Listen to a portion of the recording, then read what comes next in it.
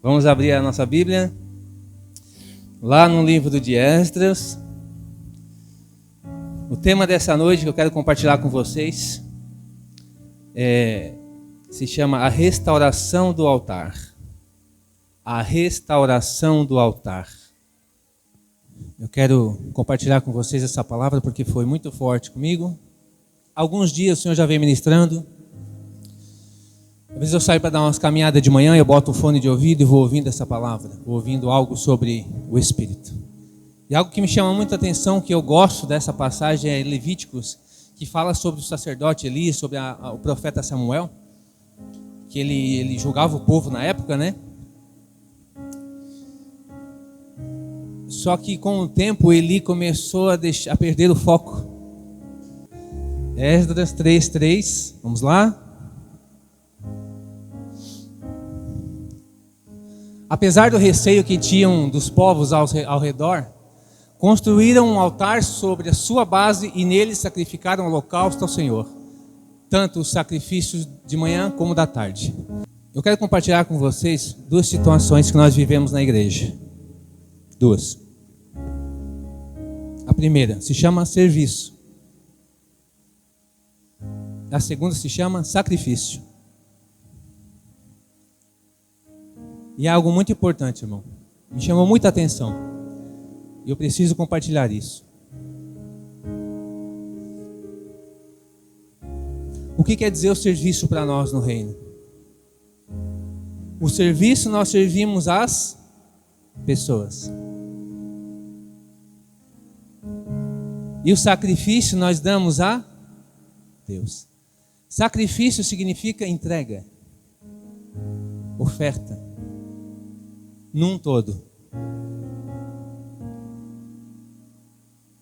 Mas o serviço pode ser prestado sem entrega do sacrifício? Sem entrega do coração? Sim ou não? Não.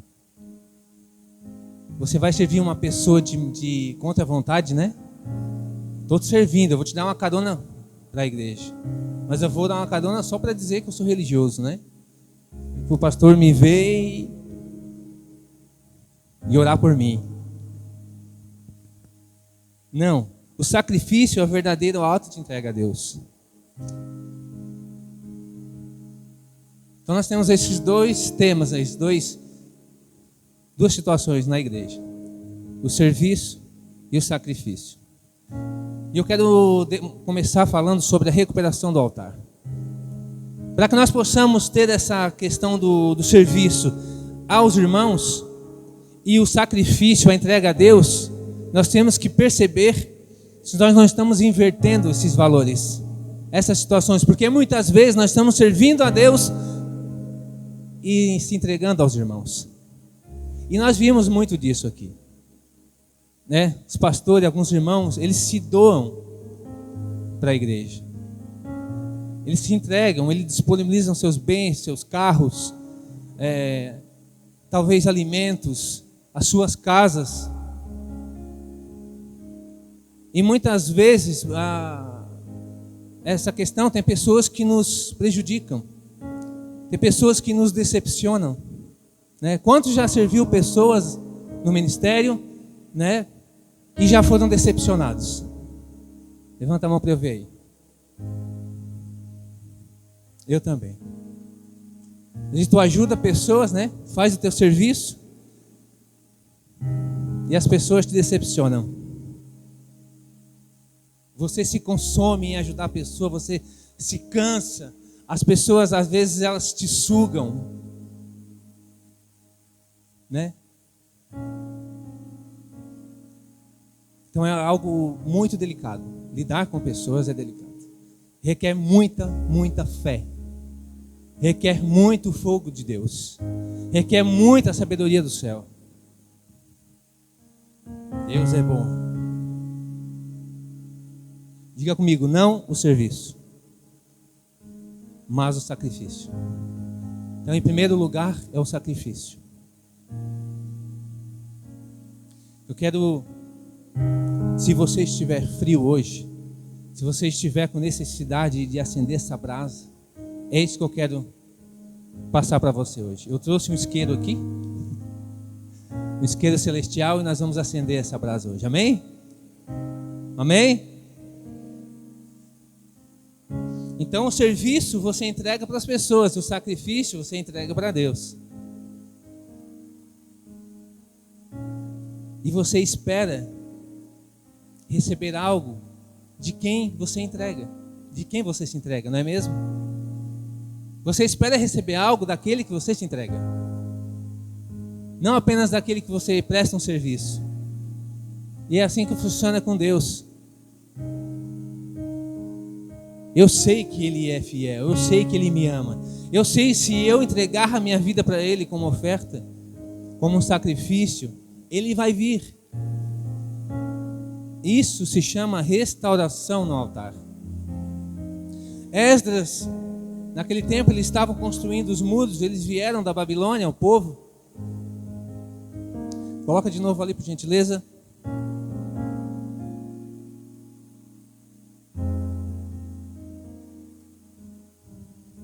Eles tinham receio dos povos, por quê?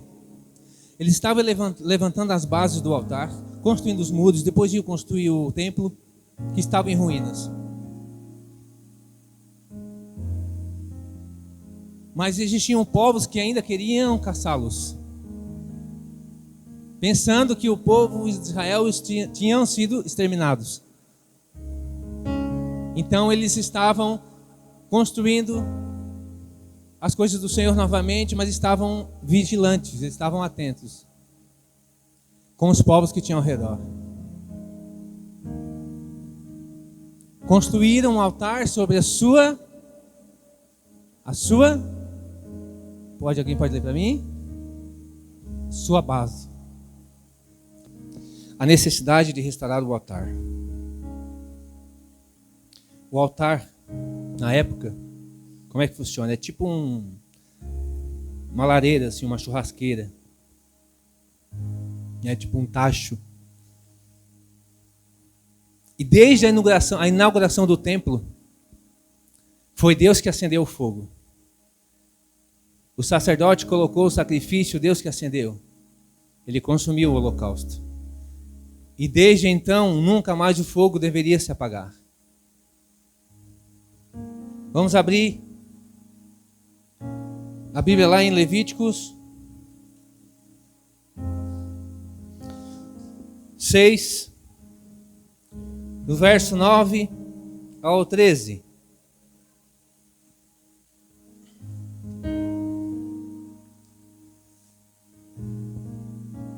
Dê este mandamento a Arão e aos seus filhos. Esta é a regulamentação acerca do holocausto. O holocausto deverá ficar queimando por toda a noite até de manhã, sobre as brasas do altar, onde o fogo deverá ser mantido aceso. O sacerdote vestirá suas roupas de linho e os calções de linho por baixo. Retirará as cinzas do holocausto que o fogo consumiu no altar e as colocará ao lado do altar. Depois trocará de roupa e levará as cinzas para fora do acampamento, a um local cerimonialmente puro. O fogo deve ser mantido aceso no altar, não deve ser apagado. Toda manhã o sacerdote acrescentará lenha, arrumará o holocausto sobre o fogo e queimará sobre ele a gordura das ofertas de comunhão. O fogo deve ser mantido continuamente, aceso no altar, não deve ser apagado. Veio Eli. Eli era o sacerdote da época, cumpriu o sacerdócio, e ele era responsável pelo templo, pelo altar. Depois que Esdras levantou o altar de novo, firmou as suas bases, e é algo que eu quero compartilhar contigo, que não adianta nós virmos trabalhar, fazer o serviço, o sacrifício, sem o altar ter base. Porque se você não tiver na base, que é Cristo, nos fundamentos de Cristo, não adianta sacrifício. Porque às vezes que nós colocamos nossa vida como oferta ao Senhor e Ele não vem consumir. Parece que Ele não está nem aí para nós. Porque as bases não estão colocadas. O altar tem que ser colocado as bases de maneira correta. Não pode colocar o recipiente no chão e tacar fogo. Não existe isso. O altar tem que ser longe do chão, longe de pureza. As bases têm que ser fundamentadas na palavra, nas leis da época. E hoje nós trazendo para nós temos o nosso altar, que é dentro de nós. O altar é você. O sacrifício também é você. E o fogo é? O fogo vem dele. Assim como na inauguração do templo, o fogo veio dele e sempre será dele. Então eu quero compartilhar contigo, eu quero te alimentar, eu quero te animar a verificar as bases do altar. A intenção do altar. Qual é a intenção do teu altar? Tanto faz como tanto fez, vamos para a igreja. As bases estão quebradas. Não estão firmes.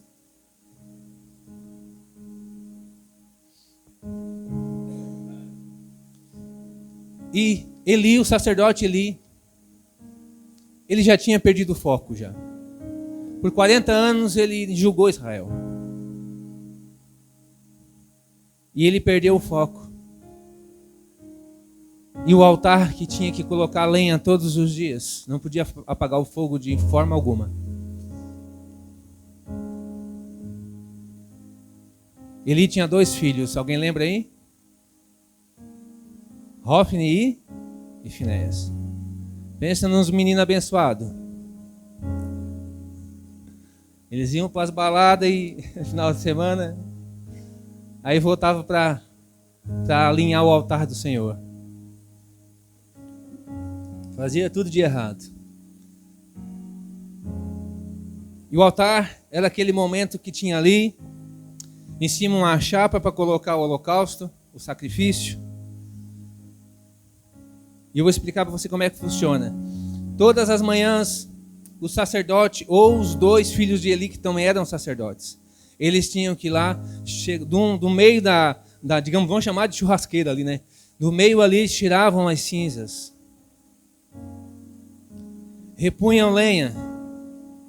Continuava queimando. Quando tiver acesa ali, apaga o outro lugar, o outro lado. Retira as cinzas, coloca a lenha. Nunca podia apagar o fogo. O fogo jamais se apagaria. Isso foi o mandamento do Senhor. O que acontecia? O sacerdote Eli já estava velho, 98 anos de idade. Não podia fazer mais nada. Os filhos dele assumiram, só que daquele jeito, relaxadamente. Então eles chegavam pela manhã. Lembra que nós lemos ali em Levítico 6? Que naquele processo de trocar as cinzas do altar, você tinha uma roupa de linho, uma roupa própria para isso. Tinha que trocar a roupa. Tinha que estar limpo.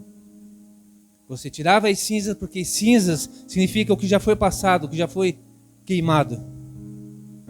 Estão entendendo? Bota do lado do altar. Tirou todas as cinzas, já foi queimado, já foi passado aquilo dali. Deus quer coisas novas. Mas tu vai fazer de novo com a mesma roupa? Não. Levítico diz que tem que trocar de roupa. Você tem que deixar fora as vestes de cinzas. As vestes que é para cinzas, você deixa para cinzas. Você precisa abandonar, nós precisamos deixar para trás. E vestir novas vestes para depois fazer o holocausto novo. Botar a lenha nova.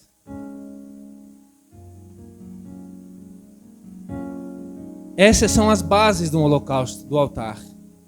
A base do altar, o que é aqui nesse dia de hoje que nós estamos fazendo?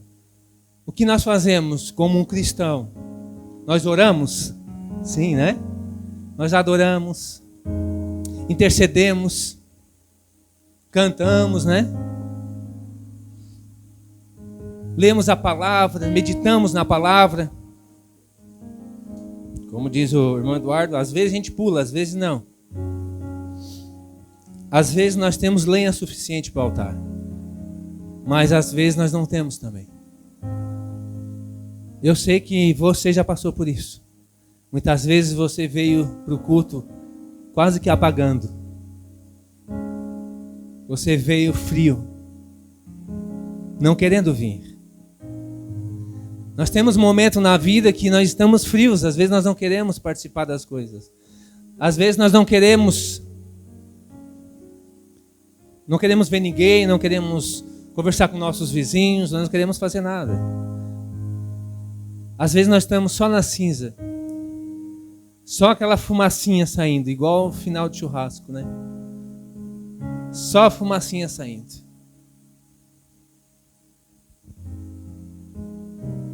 Mas eu te pergunto, mesmo assim, por que você veio?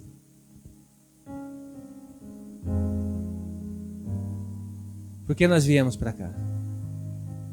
Por que nós ministramos nas células? Por que nós falamos de Jesus para as pessoas? É isso que Deus quer para nós. Deus está te chamando e me chamando para que seja restaurado o altar, para que seja manifestado de novo, venha de novo aquela paixão pelo fogo de Deus. E esse é o tempo que nós temos que nos conduzir para esse caminho. Converter, nos virar para esse caminho.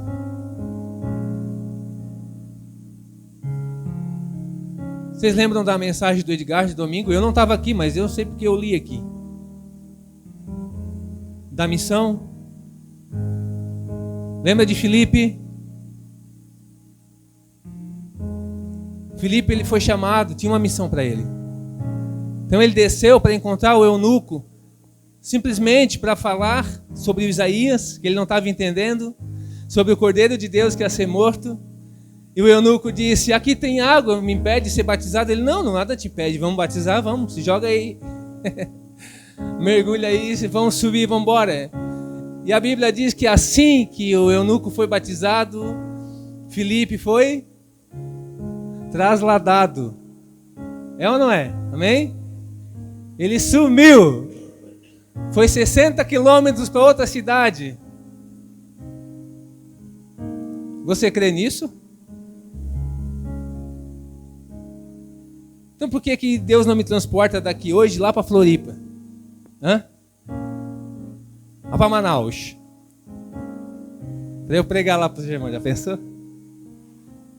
Porque já tem gente lá abençoada. Já tem a igreja de Cristo lá. Naquele tempo o Filipe era sozinho naquela região. Era só o apóstolo Filipe que pregava ali. E não dava tempo, tinha uma pessoa lá que estava se corrompendo. Então vai lá correndo, não dá tempo. Então vai. Trasladou, teletransportou Filipe. Você crê que Moisés abriu o mar? São situações de independência de Deus. Eu creio nisso, aconteceu. A ciência comprova. Milagres que aconteceram lá atrás são diferentes de hoje, porque hoje nós temos conveniência. Quanto mais dependente de Deus mais milagre você vive. Quanto mais altar você está firmado, o teu altar na base, mais experiência do céu você tem. Mais o Senhor vem sobre o holocausto, sobre o sacrifício da sua vida. Esse é o altar. E Deus está te chamando para recuperar o altar. Para recuperar essa paixão de novo. Esse fogo que arde aqui no teu altar, que talvez está fraco, está diminuindo. E eu só tenho um sinal para te falar. Um sinal que Deus está restaurando o teu altar. E está ressuscitando esse fogo de novo. É porque você está aqui. Porque mesmo sem força, você tinha motivo para parar. É ou não é? Você tinha motivo para parar, mas você não parou. Você tinha dor para desistir, você não desistiu. Você tinha pessoas contra você e você não desistiu. Esse é o principal sinal que Deus está restaurando o altar em ti. E Deus está começando a moldar. Tira essa base suja aqui, quebrada, coloca essa. Amém? Então o povo estava ali fazendo o serviço com Esdras. Mas não esquecer, enquanto eles estavam trabalhando, eles estavam cantando e adorando.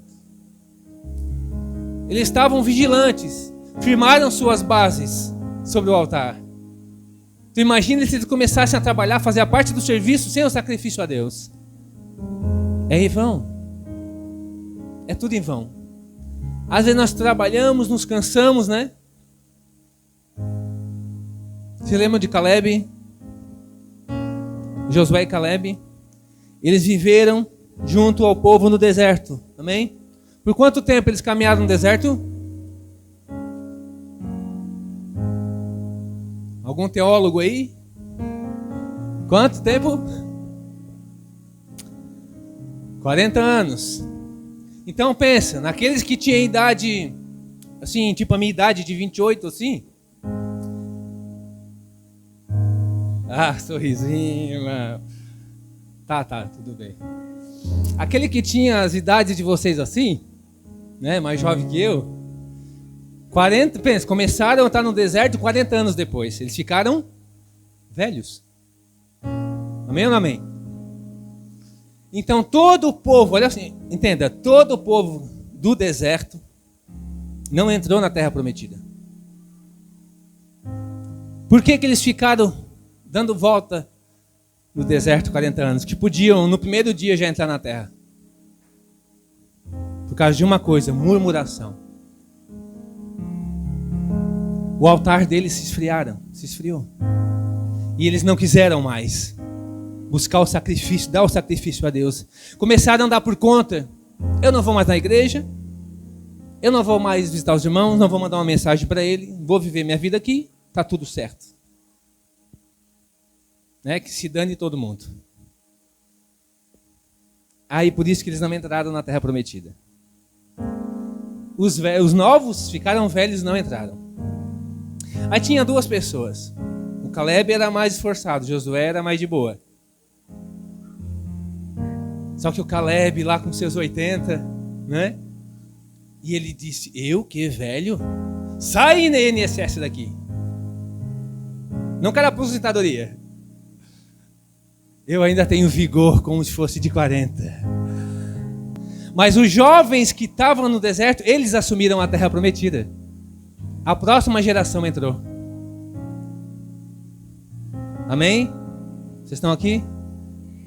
Só que essa próxima geração hoje que estão vindo para a igreja, eles não sabem o que é terra prometida. Eles não sabem o que é o céu. Eles nem sabem quantas categorias de anjos existem. Eles não sabem. Porque não têm conhecimento, não estudam as Escrituras. E querem entrar no céu. Aí eles começaram, o povo lá, os jovens de Israel começaram a bater cabeça. Como é que nós vamos entrar naquela terra prometida? Como? De que fato? De que forma? Se levantou Caleb, né? Eu imagino que ele estava mastigando aqueles matinhos, né? O chapéu na cabeça baixado. Eu levo vocês lá. Mas o senhor já é velho. Ô, pastor Miguel, tá 20 anos na igreja, tu já tá velho. O pastor vai dizer, não senhor, ainda que eu não chegue onde tu quer, mas eu vou te levar. Mas tu vai. Foi isso que Caleb fez, levou os jovens pela mão e eles entraram na terra prometida. Porque ele sabia. O fogo que ardia no altar de Caleb não se apagou. Por 40 anos no deserto, vendo o povo ser inflamado por murmuração, por discórdia, por pecado, e ele não se contaminou. Porque ele sabia das suas bases. Amém? A ideia central do texto aqui é que você tenha aceso o fogo no altar. Mas não adianta você pedir fogo de Deus se o teu altar não tem base. Agora, se você tem a sua base bem definida na palavra, o Senhor vem com o fogo dele. Mas eu quero distinguir dois tipos de fogo aqui, tá? O fogo do Espírito é quando nós ganhamos autoridade para expulsar demônios, para curar enfermos. Certo? Mas existe outro fogo que se chama o fogo de Deus. O fogo que foi colocado, soprado por Deus no altar, lá atrás, que ele não se apaga. Vamos ler, eu quero ler com vocês aqui o livro de Tiago, no capítulo 4.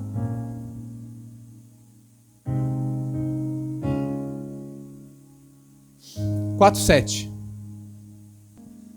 Portanto, submetam-se a Deus, resistam ao diabo e ele fugirá de vós. Meu Deus. Quando eu li isso aqui, que eu estava umas 2 semanas, 3 semanas que eu estava sendo ministrado com isso. Como nós oramos para as pessoas que são curadas aqui, isso é diferente. Sujeitai-vos, portanto, a Deus, mas resisti ao diabo e ele fugirá de vós. O que te dá essa autoridade para você resistir? O fogo do Espírito, ele consegue dar autoridade para nós expulsar demônios e curar enfermos. O fogo de Deus, ele consegue te manter acesa a chama do altar. Preste atenção. O fogo de Deus é que te dá motivo para vir. O fogo de Deus é aquele que começa a queimar a chama em ti. E você começa a não entender a situação, mas Senhor, eu estou vendo algo, eu estou sentindo o cheiro de bênção, eu consigo ver algo. Eu sinto o cheiro de bênção, irmão, sabia? Ah, meu Deus, eu não posso falar agora. Mas se preparem. Oh, meu Deus. Então esse fogo de Deus que vem sobre o altar, sobre o sacrifício que é você. Porque o teu altar está sobre bases corretas. E esse fogo de Deus é onde te dá ânimo, te dá poder, te dá motivo para você vir para a igreja, para você ajoelhar e orar. Te dá motivo para você cantar na rua, para você negar as falsas amizades, para negar o pecado, para fugir do pecado. E você ora, você busca, você diz, eu não tenho roupa para ir para o culto, eu não tenho, eu tô cansado, mas eu vou. Aí eu fico pensando assim, um enviado de Satanás, um demônio, fica olhando, posso usar alguém aqui, meu Deus, quem? Quem pode ser meu amigo agora? Pode ser o Edgar. Edgar, depois eu resolvo. Não, pode ficar aí, Edgar, pode ficar. É só o teu nome mesmo. Não vou assim ser tão profundo, não vou te usar no altar aqui para sacrifício. Fica tranquilo, ainda não chegamos nesse ponto. Mas, pensa bem. O Edgar, nós conhecemos ele, a tal ponto. Menos que a esposa dele conhece ele. E ela conhece menos do que Deus conhece ele. Amém? Menos do que a Elisa conhece ele também. Então Deus conhece tudo. Cada célula, cada intenção do coração. Ele esquadrinha o coração do Edgar. Ele sabe que o Edgar ora no carro, fica cantando, prega o evangelho para as pessoas, em casa. Da forma dele, simples. E aí o diabo envia um demônio para perturbar a vida do Edgar. Só que ele não para. Ele não para, a missão dele ele é imbatível. Mesmo fraco, ele está persistindo. Mesmo com dor, ele vem no culto. Ele vai ganhar almas na célula, ele vai convidar, mesmo assim. Ele vai, ele faz, ele ora, jejua. Ele adora, ele faz, não importa se está cansado ou não. Talvez a gente está com a lenha ali bem acesa, talvez está no finalzinho, quase apagando, mas ele está persistindo, ele está ali e ora e tal. Daqui a pouco um demônio vai dizer, agora ele vai retroceder. Daqui a pouco vai o Edgar lá e se joga de joelhos, prostrado ao Senhor de novo. E ele diz, Senhor, eu estou fraco, estou precisando. E ele começa a orar de novo, eu estou precisando mais do teu fogo, Senhor. Eu quero colocar lenha. Acende, vem com teu fogo, vem com teu fogo. A tal ponto que Tiago disse.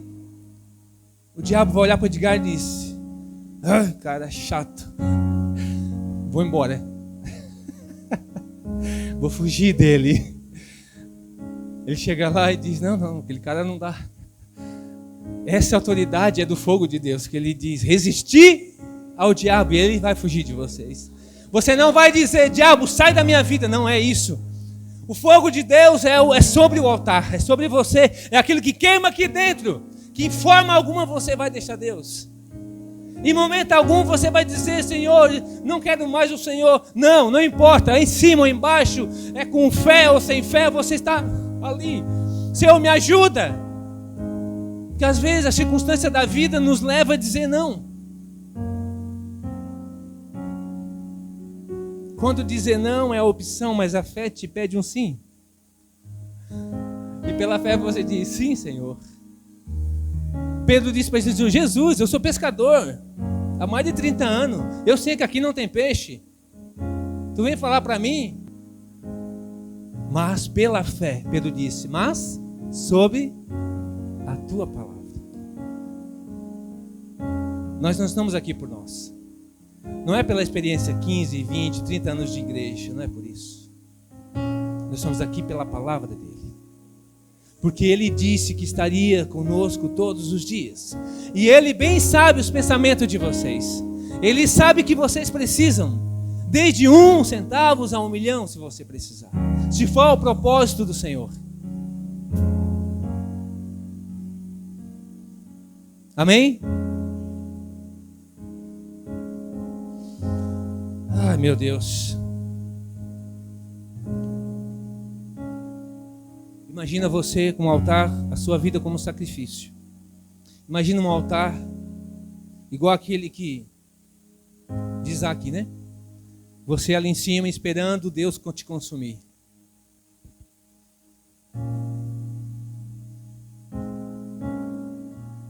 E esse tempo, o que nós vivemos aqui, acontece dessa forma. Nós vivemos no nosso altar com as bases firmes e nós somos o sacrifício para Ele.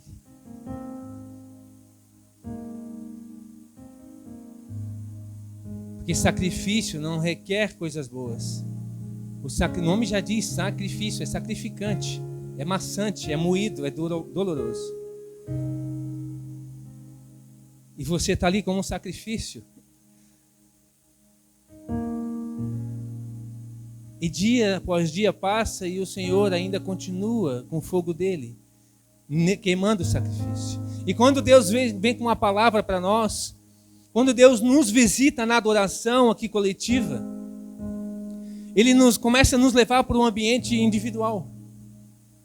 Eu tenho aprendido que quando a gente manifesta no coletivo, Deus começa a tratar contigo no individual. E esses momentos, os melhores momentos de crescimento, de ambiente, da tua vida, de transformação, é nesse momento no secreto com o Pai.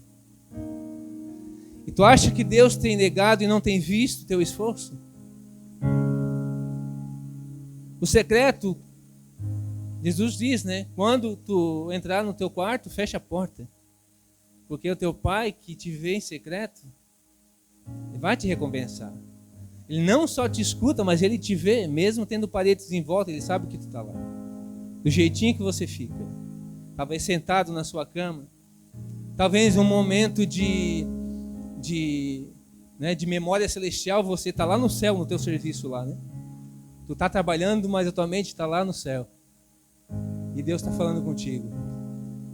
Nesse momento que você está sacrificando a sua vida no altar para Deus, Deus está começando a queimar as impurezas. Assim como o altar era feito. As gorduras ali oferecidas como holocausto, Deus começa a tratar a gente. Começa a queimar. Por isso que nós não sabemos por que a gente começa a ser liberto. Meu Deus, eu sentia isso, eu sentia ódio, não sinto mais. Eu estou amando pessoas, eu estou sentindo compaixão de pessoas, porque maldições são quebradas. Estruturas do inferno são despedaçadas. Apenas nesse fato de você estiver queimando no altar. Você não precisa fazer campanha. O seu dia a dia, você fica queimando, o teu fogo está aceso. Você diz, Senhor, eu estou com paixão pelo teu reino. Paixão, renova em mim a paixão de novo, do primeiro amor, Senhor. Não importa o que aconteça, eu quero ministrar, eu quero pregar a tua palavra, eu quero te adorar, não importa o lugar onde eu estiver. Leva-me a esse ambiente de novo.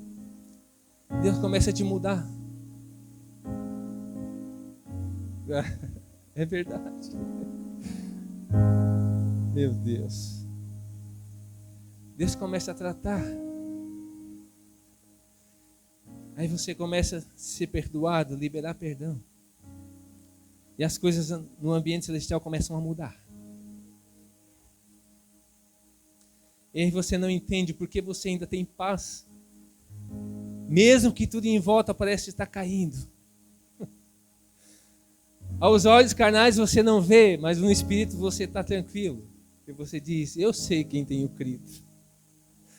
E eu sei que Ele pode fazer no estalar de dedos. É ou não é? Testifica ou não testifica? É num piscar de olhos Ele pode mudar tudo. Então entenda, quem é o Deus que você serve? O Deus que você serve é o único vivo, o único Senhor dos senhores, Senhor dos exércitos da terra, é o único. Quando o altar está firme, irmãos, nós não damos brechas para Satanás. Aí ele foge de você. Submete a Deus, sujeite-se a Deus, humilha-te diante da presença de Deus. Dessa forma você vai resistir ao diabo. Ele vai dizer, não, agiu, mulher teimosa, ela tem muita fé. Quero tirar a fé dela, mas ela tem muita fé. Aí o diabo foge. Que o que tens preparado para Deus, o que tu tens dado para Deus, é o que Ele tem colocado no teu coração. Então queime no altar. Peça isso, Senhor. Me ajuda a transformar minhas bases. Vamos ler Romanos.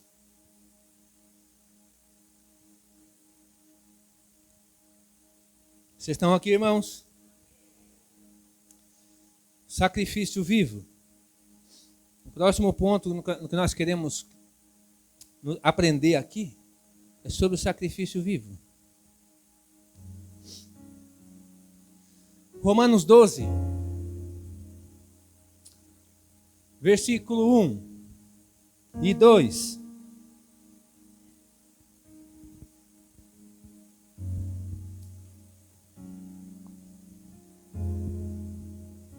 Meu Deus, glória a Deus. Vamos entender o sacrifício vivo. O que Deus quer? Irmão, presta atenção em mim aqui. Esse versículo aqui é a chave para a nossa vida hoje. É a chave para nós. Diz assim, portanto, irmãos, peço pelas misericórdias de Deus que ofereçam o corpo de vocês como sacrifício vivo, santo e agradável a Deus. Este é o culto racional de vocês. Mas não se amoldem ao padrão deste mundo, mas transformem-se pela renovação da sua mente, para que vocês experimentem a boa, agradável e perfeita vontade de Deus. O que é que diz ali no 1? Vocês lembram ali? Portanto, misericórdia de Deus que ofereçam o corpo de vocês como sacrifício vivo. Deus falou assim, ofereçam a alma de vocês? Sim ou não? Não. Ofereçam o espírito de vocês? Não. Ofereçam o quê? Corpo. Nosso corpo. A matéria, tá?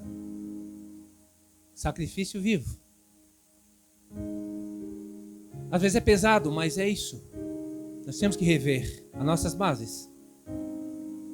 O sacrifício vivo é você. Somos nós diante do altar de Deus, que Deus tem o que quer vir com fogo consumidor dele para queimar todas as amarras, toda a maldição em nossa volta, em nossa vida. Mas nós temos que apresentar o nosso corpo como sacrifício. E diz no final ali que esse é o nosso culto racional. Então não adianta a gente vir para a igreja para brincar de emoção. Falar línguas e cantar da boca para fora e ficar aqui, não. Nós temos que fazer sobre bases, pensando o que eu estou fazendo, quem é Deus, fazer para Ele. Vou orar pelo meu irmão, sim, com sinceridade, com honestidade. Em nome de Jesus, eu cura ele. Crendo que o Senhor já o curou. E nós temos que oferecer a nossa vida como um sacrifício vivo. Já parou para pensar por que é sacrifício vivo? Vivo. Lembra lá atrás sobre o sacrifício de Levíticos? Que o sacerdote, ele colocava existia dessa forma, vou explicar melhor. Quando o povo pecava, transgredia contra Deus, eles levavam perante o sacerdote um cordeiro, um cordeirinho. Eles degolavam o cordeiro, colocavam o cordeiro morto sobre o altar. E aquele cordeiro,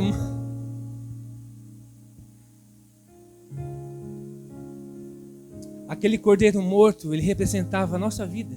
Ele morria no nosso lugar. O cordeiro morto, ele representava o nosso lugar. Amém?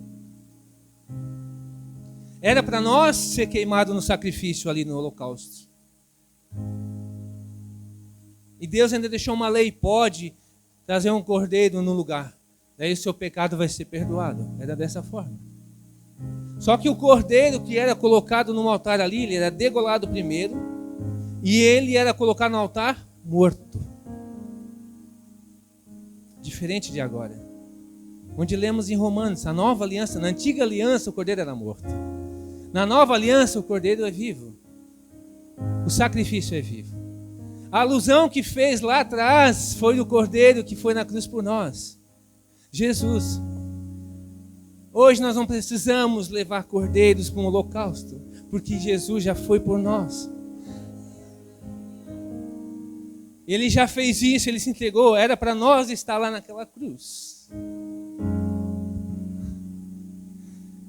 Mesmo assim, ele diz: Antero, eu quero ainda renovar o teu fogo todos os dias. Fogo do altar, fogo de Deus, da palavra, entendimento do céu. Ministração que vem do céu, revelação que vem do céu. Não importa o que a gente faça, não importa como a gente age, a gente é fraco, de repente nós temos algumas dificuldades em permanecer em algo, talvez orar, jejuar, mas o Senhor, Ele espera que você pelo menos tenha a base fixada nele. Você diz: Senhor, eu posso ser um cordeirinho magrinho, não tenho assim tanta oferta para o Senhor queimar, mas o que eu tenho eu vou te dar. Mesmo orando 5 minutos por dia, Senhor, eu consigo, eu te adoro. A minha vida é tua. Por isso que Paulo disse aos Romanos: o sacrifício vivo é o nosso corpo para Ele. Jesus se fez morto pela nossa vida, pela tua e a minha vida. Amém?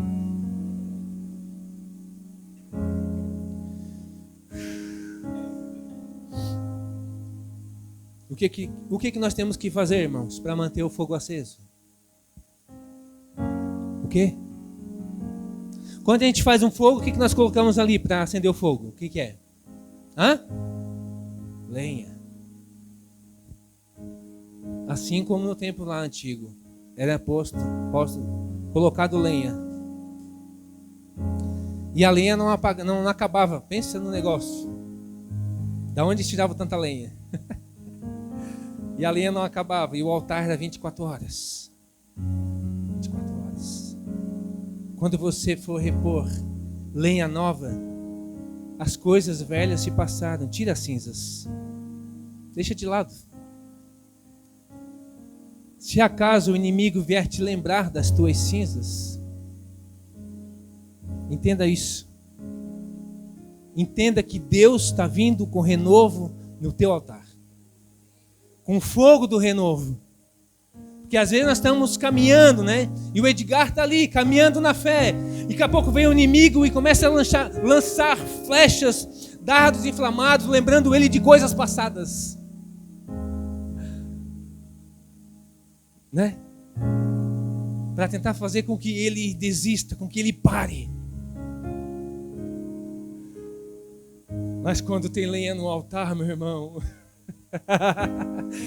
quando o Edgar coloca a lenha no altar, Deus vem com fogo. Deus vem com fogo sobre a tua vida e começa a queimar de novo. Começa a queimar de novo e você não sabe porquê, mas eu preciso do Senhor. Eu preciso do fogo de Deus. Eu sei que Ele vai restituir tudo de novo. Eu sei que o Senhor pode fazer. E você começa a ter fé de novo. Você começa a entender o reino. Eu sei, eu tenho crido. Eu sei em quem tenho crido. E o Senhor começa a mudar a tua história, mudar a tua vida. Ainda que demorado. Nós temos que crer. Nós estamos aqui sem crer? Alguém veio aqui sem crer? Sem fé? Alguém veio sem fé? Não. Se você veio aqui não para passear, você veio aqui porque você crê que Deus pode falar contigo. E Deus pode dar uma resposta daquilo que tu queres.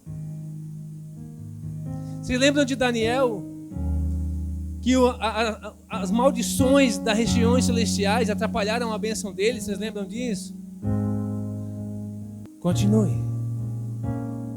Quanto tempo tu tem de conversão, Rocha? 10 anos? Por que tu não parou no primeiro ano? Tu conhecia Deus de verdade? Era Deus apenas para a validade de um ano?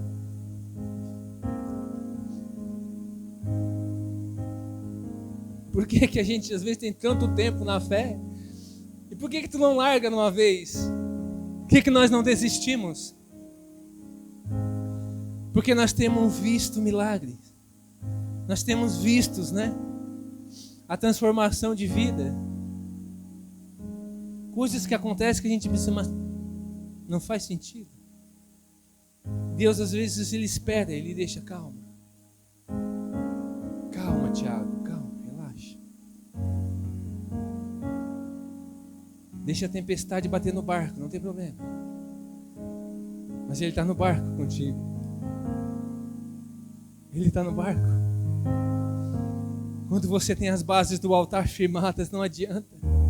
O Tiago está certo, ele vai dizer: resiste, continua. Depois, mais para frente, você pode ler em casa o livro de Esdras. O povo, conforme depois fazendo a fundação, os fundamentos do templo, Deus disse para. O povo parou e Deus disse: agora faz uma festa. Faz uma festa. Você não precisa construir o templo da fundação até o teto para você festejar a bênção de Deus na tua vida. Se você está aqui embaixo ainda, pelo menos com o altar ou o fundamento, você já tem que é Ele. Já começa a festejar como se estivesse no teto. Começa a agradecer: obrigado pela minha casa. Obrigado, Senhor, pelo teu bem sobre mim. Obrigado pela tua riqueza sobre mim, Senhor. Faça uma festa. Deus disse para nós fazer isso. Não foi nós que inventamos algo. Ele disse: para, a fundação está feita, vamos comemorar. Os fundamentos estão postos.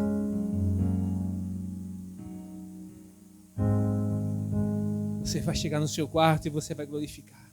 Você vai descer o morro andando e vai dizer: glória ao teu nome, Senhor. Eu te glorifico, eu te louvo porque tu és fiel. Tu és fiel e eu sei que o Senhor sabe todas as coisas. E no tempo dele, que não é o nosso, Ele fará essas coisas. Porque, como diz a pastora, comenta em vez de quando, Deus conhece a curva lá na frente. Deus sabe a curva que tem lá, o que nos espera. Então talvez Ele coloque um muro agora para nos segurar. Amém? Então calma. Calma. Meu Deus.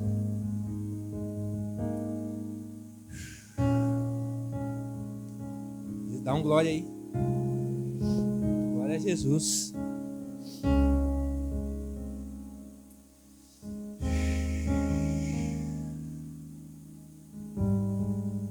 Como é que está o teu altar? Daqui a pouco eu já vou finalizar. Como é que está o teu altar? Está em cinzas? Apenas fumacinha saindo?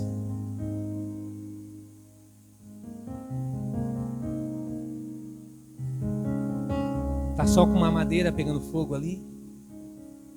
Ou tem lenha suficiente para queimar um sacrifício? Para queimar o que somos ruim? Porque é esse fogo de Deus que nos queima o que é ruim e deixa o que é bom, que mata o Elisandro velho e deixa o dele, deixa o novo.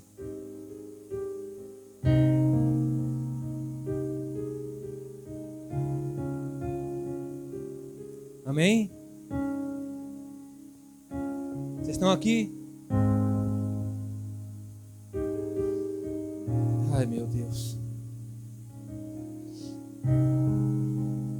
Alguém aqui já falou de Jesus para alguém? Ou cantou, ou ministrou, tipo, com fogo apagado assim? Alguém já fez isso? Ou já viveu alguma fase da vida? Eu já. Às vezes tu tá tão triste, desanimado. Às vezes tu vai por ir. Porque eu estava me entregando para pessoas. E servindo a Deus.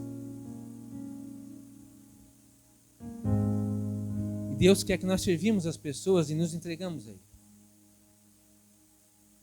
Então quando nós nos entregamos a Ele como sacrifício, Ele, opa, agora o direcionamento está certo. E a sua oferta chega como cheiro suave. Como cheiro nas narinas dele. Lembra do que eu falei sobre as ofertas aqui? O que você está cheirando, lembra? Quem lembra aqui? Meu Deus do céu, só a Renata estava aqui, eu acho. Porque às vezes eu gravo aqui para o pessoal se lembrar. Igual o povo lá. Uma vez por ano, eles iam, existia a festa dos tabernáculos, eles iam lá para a festa dos tabernáculos, colocavam suas tendas. A festa dos tabernáculos é porque significa festa das tendas. Eles armavam suas tendinhas em volta do templo para lembrar da onde vieram. E uma vez por ano eles faziam isso. Eles tinham casas com piscina, eles tinham Lamborghinis, eles tinham Voyage, eles tinham um apartamento no Minunião, eles tinham um monte de coisa. Mas eles iam para a festa do templo, festa das tendas, para lembrar de onde eles vieram. Para não esquecer que o DNA deles não é do mundo, é do céu. Que o altar que eles são não é o fogo estranho que Hofni e Enéas estavam colocando no altar. É fogo de Deus e é fogo puro. Meu Deus. Às vezes eu me acho tão incrédulo. Tão incrédulo. Deus que faz todas essas coisas. Cumpre todos os objetivos e propósitos dele. Abriu o mar. Trasladou o Felipe de um lado para o outro, teletransportou, fez um milagre, deu um apartamento para o Flávio, abençoou os irmãos. Assim, meu Deus, Deus tão grande, tão maravilhoso, por que eu vou ficar quieto? Por que eu não vou colocar mais lenha? Por que eu não vou fazer isso? Ai, Jesus.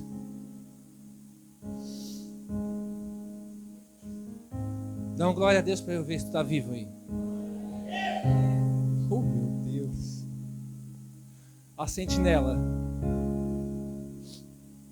Flávio é a sentinela de Jesus. Ele avisa.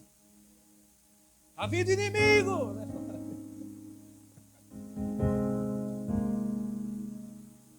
Amém?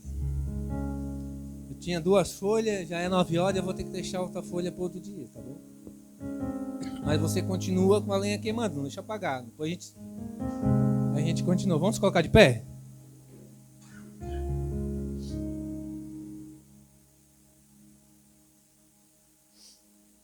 Meu Deus.